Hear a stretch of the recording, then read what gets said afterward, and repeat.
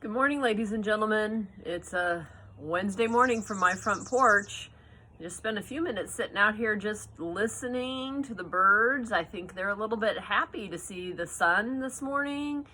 I wouldn't say that it's necessarily a whole lot warmer, but there seems to be a hope for it to be a little bit warmer. And so, yeah, the birds are out and singing and calling to their friends.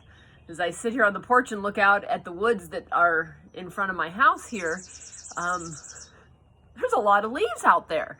I told you to be noticing some changes, and I took a few minutes to notice the changes around my place, and I can't see through the woods like I used to. And there's a tree that's just right over here that kind of throws some shade on my front porch in the morning when the sun is up at this time. And I was thinking, it's not quite as bright as it usually is. And when I checked that tree out, why, it's got some leaves in there starting to block the sun. So spring is here, folks. Tomorrow we're going to head to the greenhouse. There's been some extremes happening in the greenhouse. Last week when it got, 80 degrees on Wednesday, was really hot, and that greenhouse gets, I think I've told you, can get up to over 100 degrees, and I made a mistake and did not get in and water on Wednesday, and so a few of my plants are suffering because of that. I got water in on them early on Thursday, and several of them bounced back, but there's a few who unfortunately I don't think are going to pull through. They were just too delicate. So I did plant a couple more seeds to replace those. They won't be up yet. But then the last 2 nights has been really cold. But after I went out yesterday, it didn't look like much damage for the cold had happened. I think last night got a little colder, and I haven't been out yet this morning. I'll go out later this afternoon when it warms up. That way then any of the sunshine that's getting in there and heating it up can stay. I won't let the cold air from the outside in just yet. But we'll go out and take a look and see what's happening. The nice thing about, seeds is I had more of them, so I was able to plant some more. As far as Wednesday's concerned, my challenge for you today, I'd like for you to try and get outside and do some movement. I know that the last 2 days, being colder, not as easy to get outside and play for as long, and it is supposed to be a little bit warmer. But even if it isn't, you need to move. So if you do have internet access, Go Noodle's great. I know how much you love those Go Noodle videos. But another thing I thought would be fun, especially if you could get outside, is to build an obstacle course.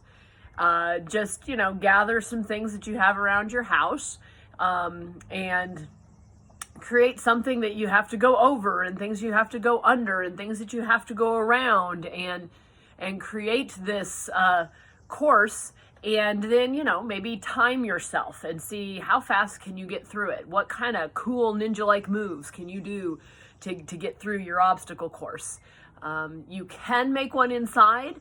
However, you got to watch out for the other things in the house that can break. Outside is a much, much better place for a obstacle course.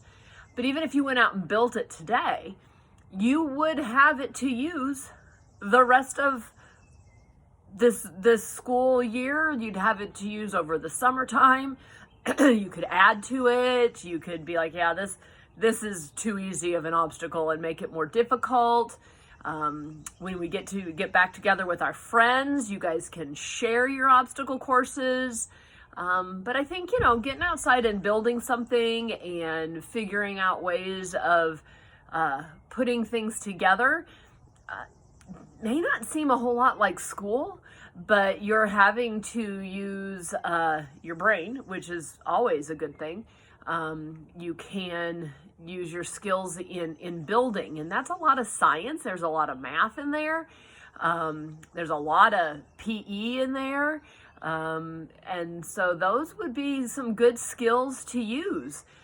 You could even then, when you're all done with it, write directions on how to get through your obstacle course.